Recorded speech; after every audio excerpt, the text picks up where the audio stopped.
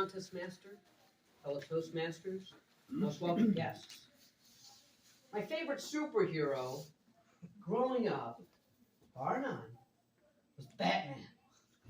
Batman was just the best. And I love telling everybody about how much I love Batman. I tell the kids at the schoolyard, hey, I love Batman. And they would tell me some interesting things back. I said, Batman doesn't have any real superpowers. Yeah. Batman, his only superpower is that he's rich. How reductionist. These 6-year-olds to tell me that Batman had no superpowers. Batman was the world's greatest detective, first of all. There are a lot of knuckleheads out there. Running around in tights and capes, Batman was different. Batman was running around in black tights, black cape, and the utility belt. See? And he had all sorts of knickknacks in that utility belt. Grappling hook, smoke bombs, Tic Tacs, whatever he needed. He had it in that utility belt. The only one. Why was Batman the only one with a utility belt? You have to wonder. I think really the origin of all that is in the lore, right? Where Batman came from. He came from Gotham City. If you don't know anything about Gotham City, it is just about the worst place imaginable. All of the other cities send all their crime and sewage to Gotham City. Batman was fighting villains on his welcome mat. He needed to be prepared. He needed the utility belt. Now, lucky for us, we don't live in Gotham City. But it is negative enough out there. It is toxic enough out there that we should have our own utility belt to bring some positivity into the world. So today I'm going to give you 3 tools to add to that utility belt to fight those villains, to fight that negativity. Tool number 1 is what I like to call the 60-second rule. Take a minute, 60 seconds in your day, preferably 60 seconds you're not really using anyway. Maybe you're driving home from work, maybe you're waiting for the pasta to boil, that's the very early stages. Take that 60 seconds, because if you're not using it, those negative thoughts love to creep into the static of the background. Take that 60 seconds and recall your accomplishments. Think about those things that make you the most proud, right?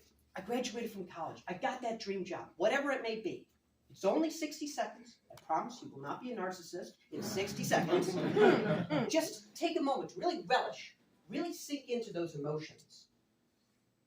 And it'll change that channel into something more positive. Rule number 2. I don't have the best name for this rule. It's just a paragraph I read in high school. But it changed my way of thinking. So I'm going to read it to you now.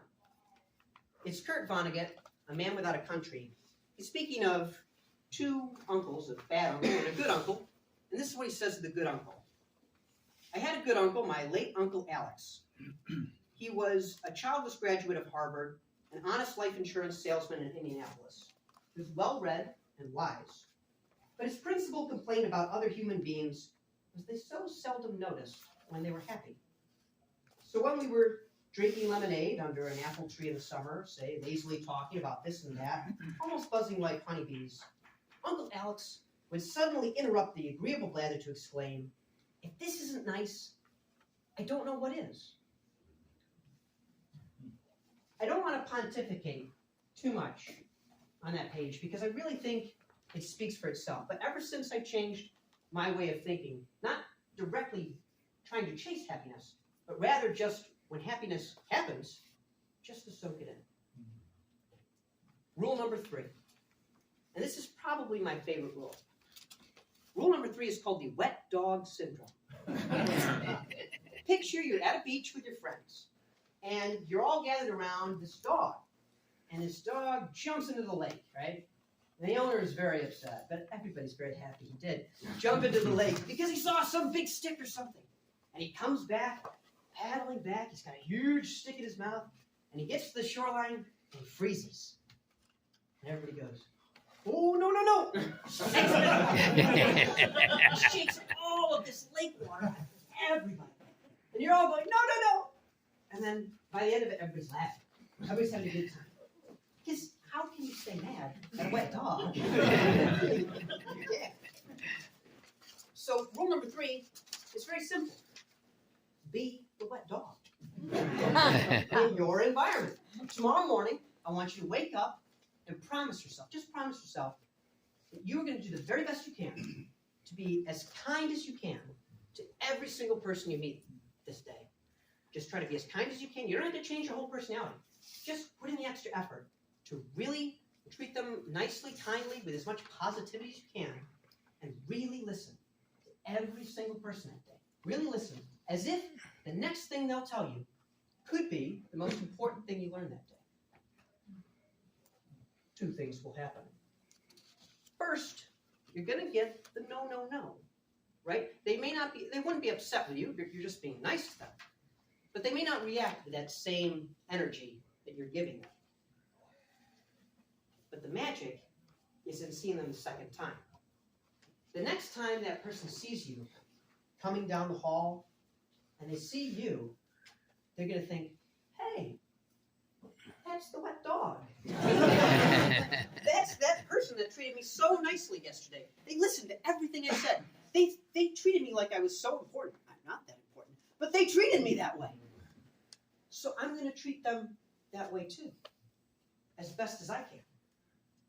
And the more you're a wet dog, the more you see other wet dogs in your environment. Funny how that works. 3 rules to build your utility belt today. 60 seconds. Just sink in and remember your accomplishments.